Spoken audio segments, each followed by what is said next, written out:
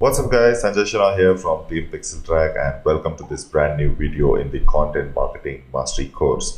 And what are we going to talk about in this video? We are going to talk about content repurposing. In the previous video, we spoke about what are the different formats of content, what are the different varieties of content that you can create, especially with the different formats of content. You might have thought about, and we also briefly went over the fact that since once you figure out how to create content in different formats, you can just create one piece of content and you repurpose that content. So that is what we are going to be talking about in this particular video, content repurposing. So in this video, we'll learn about what is content repurposing, why you should be repurposing your content in the first place, and how content repurposing works, and a step-by-step method to repurpose your content. We'll go through the entire process of creating repurposing content to help you achieve to reach a larger audience. So let's get started. So, what is content repurposing? To put it in simple words, content repurposing is putting your communication, your message out there in every possible format, on every possible platform that your potential customers might be on. You might agree with me that most of your potential customers, how many ever user personas that you create, they might have a primary channel on which they might be very active on, but there is a good chance that they are active on multiple channels. Nobody is just active on Facebook. They're also active on Instagram. They're also active on LinkedIn. So there are different platforms where they're active on. So which would make sense that you need to create content that reaches out to all of your audience on all of these platforms. But at the same time, it means that you need to put so much more effort to do that, right? It takes so much more effort to repurpose all your content. But that is in essence what content repurposing is. You create one piece of content and then you repurpose it into different formats so that you can use it on different platforms where your target audience is hanging out. So what this happens is it kind of creates an overlap of information and kind of strengthens the message that you're trying to put across out there, because you're creating content in different formats which will be consumed differently, hopefully by the same audience on different platforms. So nothing, the best takeaway from this would be that strengthening your entire message again and again. So let's talk about why you should be repurposing your content. The number one reason why you should be repurposing your content is it helps you reach a new audience, right? So you're creating different formats of content on different platforms. Now, we have discussed this before. Different kinds of people like to consume content in different ways, and some people prefer text, some people prefer audio, some people prefer video. Whatever it is, you are reaching all of these audience when you repurpose your content into different formats. And of course, different people tend to be active on different platforms, so you also go onto different platforms and reach this brand new audience. It gives you an immense SEO boost on various levels. Now, once you create all of these things, you can link it back to your main piece of content, which we'll be discussing how to do it. Or if you're creating only one single piece of content and putting different formats and multimedia to spice up your existing content, that also gives you an SEO boost. There's so many different SEO benefits in doing something like this. And of course, creating and putting out content on sites like Medium and YouTube, you kind of piggyback on the authority that these sites have and rank much more easily. Also, if you have contents in different formats on different sites, there's a good chance that you might take 2 or 3 positions for a particular keyword also. So that's what I mean by SEO boost. So it can really help you in that. And also, like we spoke about earlier, it reinforces your message to the same audience. People say that sometimes people need to listen to you or see your brand at least 7 times before they can take some kind of an action. So this kind of really helps and pushes your audience to take action, the desired action that you want them to take, and it reinforces your message, it reinforces your communication to this audience, and also helps you attract newer audience. And of course, the more content you create, the more authority you get, the more credibility you get, because like I said before, creating videos, creating books, creating articles, creating text, creating podcasts is a huge entry barrier to entry. It's all in the head though. Is there is no physical barrier to entry. Anybody can do it, but there is a lot of resistance for people to do something like this. So once you go out there and do all of those things, you automatically get this sense of authority and credibility attached to you because you're doing so much. And again, we spoke about this, different consumers consume differently, so which makes it very important for you to like create different kinds of content for your different consumers. So if I had to visually represent content repurposing, this is how it is going to look. This is a very simplified version of content repurposing. We'll go to a more detailed version, but you need to understand it in a very simple way for you to get the real essence of content repurposing. The whole idea behind content repurposing is that you create one piece of long form content. It can be in any format. You create that one piece of long form content, and then you chop it into smaller pieces, pieces, and then you repurpose it. So you use it again on different channels. You distribute it on different channels according to the so Instagram, we can just post a 1 minute video. LinkedIn, you can post a 10-minute video. YouTube, we can post like an hour's worth of video. IGTV also an hour's worth of video. So different platforms and different channels have different things. So you break it down into content pieces which adhere to those channels and the specifications that they throw at you, and you distribute on all the channels, and then you route them back to the main piece of long form content, that the number one piece you create, because that long form content has all the information that is required around a particular subject. And once they start coming back to the long form content, and that is where your funnel should ideally be starting. So but anyway, that's another topic for another day. But this is how your content repurposing would look like if you had to simplify it. Now let's go into the step-by-step detailed version of it. So let's go step by step on a sample content repurposing strategy. I'll go through the entire step. So now this is a sample. So you can create it in multiple ways. You can mix and match in multiple ways. This I feel is the most efficient way of doing things. I have done this in the past. I still do it in the same way. You can also do it in the same way, but you are more than free to choose only a part of it, or you can choose a different way to approach this whole thing. But just give this a listen and let me know what you think about the entire method. So let's go step by step and figure out how you can repurpose your content. So it starts with step one, to create a long form of content. So this would be a long form content, and it will be a topic which will allow you to go deep. In terms of there is a lot of depth in the topic which you can cover, and this will be your main piece of content. This is where you are truly showcasing your prowess, you're truly showcasing your knowledge and all of those things. So this will be your main piece of content. A lot of people call this a filler content, long form content. It's all the same thing.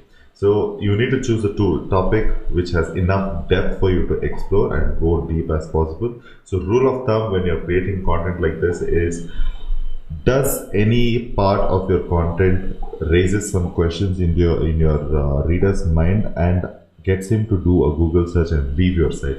If that is there, that gap is there, it means that you put it back into the content and reinforce the whole thing. So your long form content should have all the possible questions and all the possible answers to those questions put in a very nicely articulated manner. So if it is your long form content can be in the form of text, video, or audio. It doesn't matter what format it is in, as long as it goes pretty deep. So if it is an article, then it should be at least 2,000 to 3,000 words. So it should have that much depth, and don't just like fluff it up unnecessarily. You can't do it. It's not going to come out the way you would like it. So you need to choose a topic accordingly, which will allow you to write about 2,000 to 3,000 words worth of really good, really deep content. And if it's a video, then it needs to be at least 30 to 45 minutes long. So again, you're like going pretty deep, and like you're talking about things and all of those things. And same with video, audio. I mean, when I say audio, it might most probably mean podcast. So if you're talking, you need to be like talking about 30, 45 minutes long. So all of these things, it should be pretty deep. You should talk about a lot of things. So think about it like even the videos, it might not necessarily be 30-45 minutes, even if it's like 20 minutes. Is assume if you had to read out a 2000 to 3000 word article, how much time would it take for you to read it out? So it should be as long as that. So if you can make it slightly longer and actually get them to pay attention to you, nothing like it. But just keep the 2000. I am keeping, yeah, the textual part of long form content as an example, because that is the kind of path we have followed so long in the content marketing course. So I'm going to keep text as first, and what I'm going to do is I'm going to create an ebook out of it. So assume that I've created a 2000 3000 word article. So I convert that long form content into an ebook or a PDF. So again, a lot of people, why would you do this? Is because you might want to give it away as an ebook, as a lead magnet, and also a lot of people want to like save it to read it later. You know, it's kind of like an incentive for them to do that. So you can do this yourself or outsource to make it look slightly more professional. So you again, like I mentioned, you can then offer this as a lead magnet to your readers. You might have observed it in a lot of blogs that get this particular blog post in PDF format or ebook format or whatever it is, and like convert that blog post into an ebook or a PDF which can be downloaded. And for them to download it, you need to ask them to do something like give their email address or share that particular link or unlock using a tweet. So many things you can do about it. So you can offer them with this as a lead magnet, as an ebook, and then what you can do is you can go ahead and distribute it across PDF sites. There are a bunch of sites where you can upload and save your ebooks and your PDFs. So go ahead and distribute it on all these sites.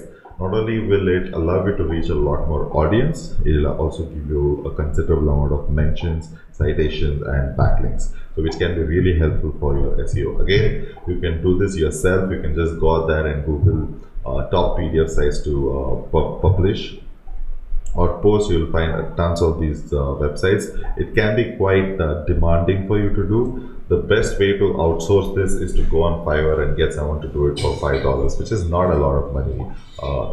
If you ask me, like you'll get about like 50 submissions on Fiverr, and that's a good way to go about it if you want to like go out there and like get some backlinks and like get some extra attention to your blog post.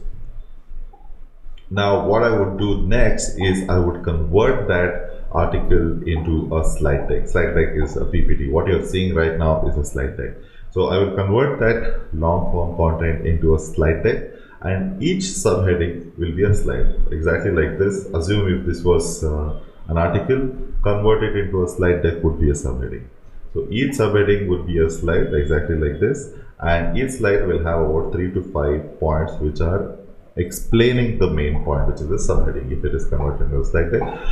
I mean, this is like a living test. This whole slide deck is how I'm doing it. This is exactly how you should be doing it too, and it's very easy to do it.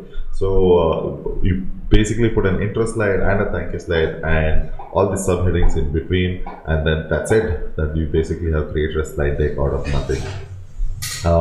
And then put your logos and site names on the slides, because it kind of gives you the kind of branding when people actually consume this. Now then you can like do the same thing that you did with your PDFs, which is distributed across to slide deck platforms. There are tons of them. LinkedIn is probably the most important one you should be putting on, and there are, again, you can do this yourself, or you can outsource it to someone on Fiverr and just like send it across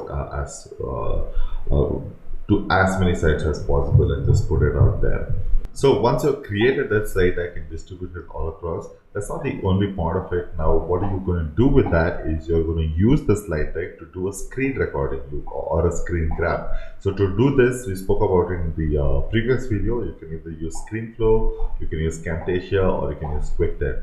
This video what you're seeing is exactly what I'm doing with the slide deck. I'm using a slide deck to screen record, and I'm using ScreenFlow to do this video.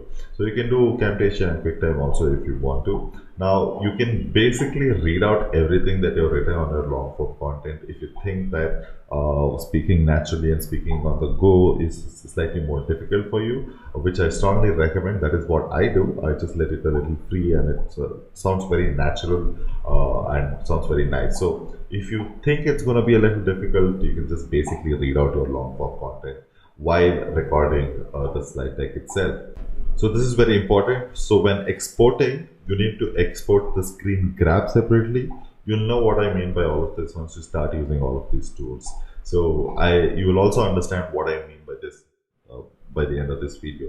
So you export the screen grab separately, which is what you're watching right now, and the camera grab separately, which is basically capturing your face. In this video it's not there, but it can also have the option where it might or it can capture my face also separately, and export the audio separately. Now upload this screen grab only to YouTube, Facebook and IGTV. So usually this might be slightly longer form content, so you can only upload it to these channels, which allow you up to 1 hour's upload time, and this will be basically be your long form content but in another format, in like a video format. That's it. So that is what you're trying to do. So if people want to consume your content in a different format, then this is what you're trying to do for them. So then what you do is you basically have a video with you where you're voicing over, where your face is captured, where your screen is captured and all of those things. So what you do is you have exported the camera grab, which is actually recording your face, and make it into bite-sized videos. So this here your screen grab is not captured, your slide deck is not captured, only your face is captured. So if you are comfortable doing that, whatever you have captured while recording the slide deck, you convert that into bite-sized videos. You make it into like smaller 1, 2, 3, 5-minute videos and put it on sites like LinkedIn, Twitter, Instagram, Snapchat and WhatsApp. So LinkedIn has like a 10-minute, Twitter and Instagram have like a 1-minute this thing. So different platforms have different time limits and size limits for the videos. So whatever you want to, however you want to do it, you can do it. And like I said, there are different size and time limits for each platform. Just Google it and all the information is out there. Again, the idea here is to drive people back to your long form content, which is the main piece of content. Here, when you make this bite-sized content, either you can choose to send them back to the main piece of content, which is in the textual format, or the video format, which is on YouTube, IGTV and other places. So the idea is very simple. It is to drive people back to your long form content.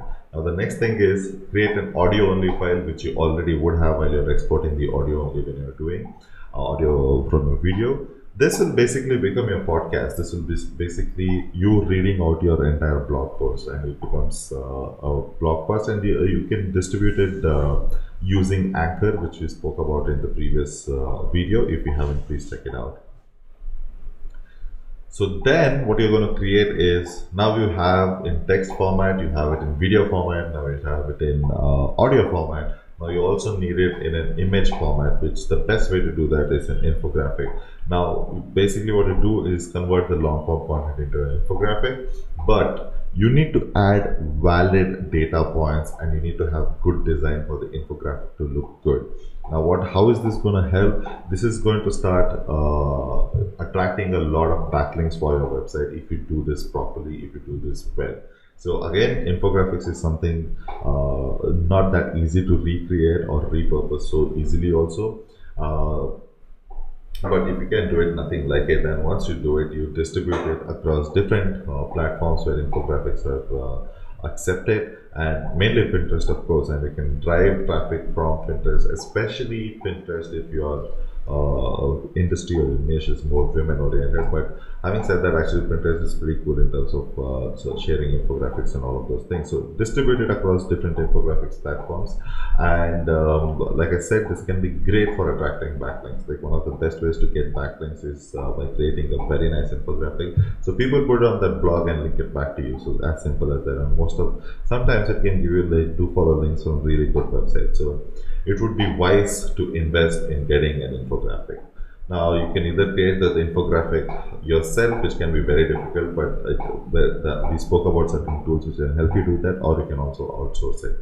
Now the other thing you can do is you can create GIFs from this video that you have already created, and you need to mostly create GIFs from the camera grab. It makes it more nicer. You can use this for responding comments, which basically helps you brand yourself slightly better. So basically I would say it's a kind of a privilege to have your own GIF. And if nobody is giving you that privilege, how about you create your own GIF and your own privilege? So I think you can use that to like respond in comments and all of those things, and it'll be pretty awesome. You can also use them on a social media channels, like a very strong point which you want to drive. You can make it into a GIF and like put it as your Facebook post or an Instagram post or something like that. And then you can also convert that long form content into an email series if you want to. So basically break down the long form content into an email series. And instead of them consuming the 2000, 3000 words of content in one go, it will be drip fed across days. So basically probably every day it will be like 500 words being sent, and it might be sent across like say 5 days or 6 days, and basically this will be consumed. So you might have seen Deepak do this a lot, and it actually works very well because people again like to consume it in bite-sized format. Also, again, you can send it back to your main long-form content, or you can send it back to the video that you have created. And more than distribution, this can be great for engaging with your audience. It's an amazing way to engage with your audience. You send them bite-sized information, they consume it really quick, and they react to it really quick, and you get the feedback really quick. So the next is, of course, again, images. You create social media images, use lines from the long form content which you have come up with, which you think can be of very high impact, and create images for social media for using these particular lines. And this can be in the form of quotes, checklists, so many other things. So whatever it is, you can make social media images out of long form content, and you can create like good 10-20 of them if your article is deep enough and good enough. Again, different social media channels have different sizes, so ensure that it adheres to it. This is probably the last step. What you do is you then republish your long form content. You might have seen a lot of people do this. What they do is they republish the long form content that they have written on LinkedIn and on Medium. Great way to attract audience from LinkedIn and on Medium and back to your blog. What you do is at the end of the article, you basically link back to the original source at the end of the article and say that this is originally posted on your blog. And what you can also do is you can break it down and use it on Quora as answers. But mind you, don't overdo it, because sometimes what might happen is your Quora account might get banned because they might say that it's duplicate content. It kind of like affects them. So if you can rewrite it a little bit before posting on Quora as answers, find really nice questions where you can like use them as answers. So what do you think about my 11-step content repurposing plan? Let me know what you think about this video. Let me know if this will help you in repurposing your content. That's about it for this particular video. I'll be seeing you in the next one. Thank you very much. You can let me know your feedback in the comment section below, or you can send me an email at sanjay@pixeltrack.in. Thank you so much. I'll see you in the next one.